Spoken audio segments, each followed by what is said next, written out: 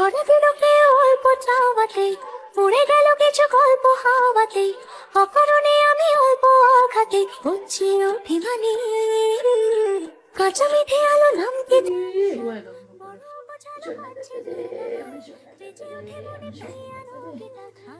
Hey friends, welcome back to my channel Ankita दास सत्या। तो आज के अनेक दिन पर एक ब्लॉग बनाচ্ছি। আজকে হলো আমার জানো 19 ডেজ।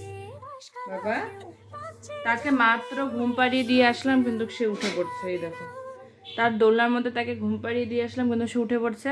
কালকে ওর জন্য দোলনা নিয়ে এসেছে আমি আর ওর পাপা গিয়ে। তো তোমাদেরকে দেখাবো দোলনাটা কিরকম এনেছি। কোলে প্রচন্ড ভালো ঘুমোচ্ছে, যেই আমি হচ্ছে ওকে শুয়ে দিচ্ছি বিছানায় সেই উঠে পড়ছে। আমি একটু এখানে আলু নিয়ে বসেছি যে আলু ছুলবো, আর মা বানাচ্ছে মার নাতির জন্য ওদিকে কোলবালিশ। দেখো কোলবালিশ বানাচ্ছে, আমি একটু আলু নিয়ে বসেছি, আলু ছুলে দেবো মাকে। কিন্তু কি কোথায়, এই যে জানু ঘুমোচ্ছে, উঠে পড়েছে, এখন কোলে এসে আবার ঘুমিয়ে পড়েছে।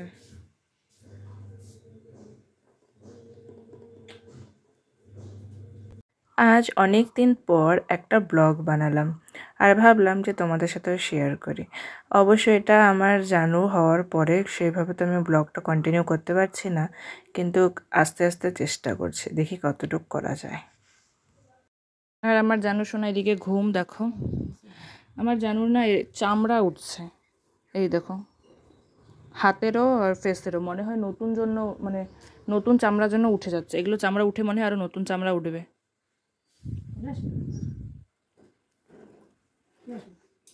কোলে কি সুন্দর ঘুমাচ্ছে, যেই আমি শুয়ে দিয়ে আসলাম উনি উঠে পড়লো। বাবাটা আমার সোনা বাবা, এটা সোনা বাবা। আর আমার একটা বড় প্রবলেম হচ্ছে, আমি ভিডিও তো করছি যতটুকু সম্ভব করছি, কিন্তু আপলোড করতে পারছি না। নেটওয়ার্ক এত খারাপ। নেটওয়ার্ক খারাপ মানে শুধু আমার মোবাইলে নেটওয়ার্ক খারাপ, তার জন্য আমার সিমটা এয়ারটেল ছিল, এয়ারটেল থেকে জিওতে কনভার্ট করা হলো আজকে। দেখি এখন কতটুকু কি ঠিক হয়। নেটওয়ার্ক প্রচণ্ড আমার খারাপ, চলছেই না, ভিডিও আপলোডই হচ্ছে না, নেটে চলছে না। জানো ওই দিক দিয়ে ঘুমোচ্ছে, এখন একে রেখে দিলে উঠে পড়বে। তাও দেখি রাখি নাকি। এমনিতেই তো সেভাবে ব্লগ করা হতে পারছে না জানুর জন্য, তাও টুকটাক ক্যামেরা অন করে যতটুকু আমি রেকর্ড করছি ততটুকু পোস্ট করতে পারছি না, শুধুমাত্র এই নেটওয়ার্ক ডিস্টার্বের জন্য। তাই আজকে একটা ফাইনাল ডিসিশন নিয়ে নিলাম যে এয়ারটেলটাকে জিও করে দিলাম। এবার দেখি এটা কতটুকু সলভ হয়, সব মিলিয়ে আমি কতটুকু ব্লগ তোমাদের সাথে শেয়ার করতে পারি। তো আজকে আমাদের জানুর হচ্ছে 19 দিন আমি আবার ব্লগটা কন্টিনিউ করছি। আর আমার তো সারাদিন এভাবে কেটে যাচ্ছে একে কোলে নিয়ে। সত্যি কথা বলতে আর কিছু করার চান্স পাচ্ছে না, খালি ঘুমোচ্ছে, উঠছে, খাচ্ছে, আবার ঘুমোচ্ছে আর কান্না করছে। এটাই হলো ওর রুটিন চলছে, সারাটা দিন শুধুমাত্র এটাই রুটিন চলছে। দেখো জানুর দোলনা, এই যে একটা সুন্দর রেড কালারের দোলনা আনা হয়েছে। তো আমি ভাবলাম যে ব্লু আনবো, তারপরে ভাবলাম ব্লু আর পিঙ্কটা তো কমন খুব, তার জন্য রেড কালার আনা হলো।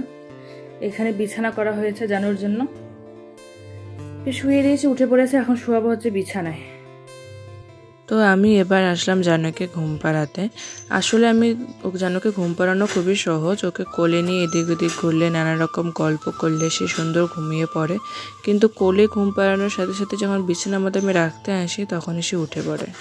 দেখো এত সুন্দর করে শুয়ে দিলাম, দুপাশে বালিশ দিয়ে চাপা দিয়ে দিলাম। ও না চাপা থাকলে বেশ একটু ভালো ঘুমোয়।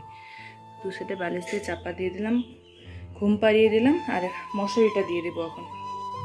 জানুকে কোলের থেকে বিছানার মধ্যে শুয়ানো এটা একটা বড় টাস্ক। যেও শুয়াই দিয়ে কোনো রকম করে সুন্দর করে বালিশ চাপা দিয়ে মশারি ঢাকা দেয়, সে 10 থেকে 15 মিনিট তারপরে সে ঠিকই টের পেয়ে যায় যে আমাকে বিছানার মধ্যে শুয়ে দিয়েছে, আমাকে উঠে পড়তে হবে। এই দেখো মাথায় দেওয়ার বালিশ রেডি, এখানে সর্ষা দিয়ে মাথায় দেওয়ার বালিশ একদম রেডি, সর্ষা দেওয়া আছে, সর্ষা। এই ভি জাগাচ্ছ কেন? উঠাবা না, হ্যাঁ আস্তে করে নাও।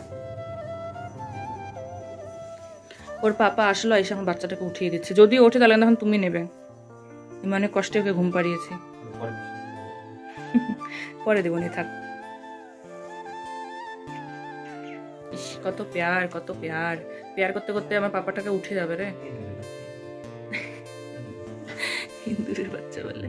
আজকে যেন কোল বালিশও হয়ে যাবে, তারপরে বড় বালিশগুলো দিতে হবে না। হ্যাঁ হয়ে গেছে।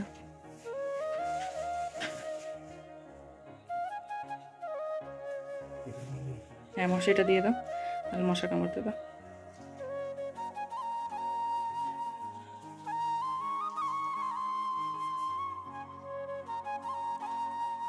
ওকে এভাবে শোয়ানো হয়েছে যে জায়গায় নেই, এই পাশে আমাকে শুতে হবে।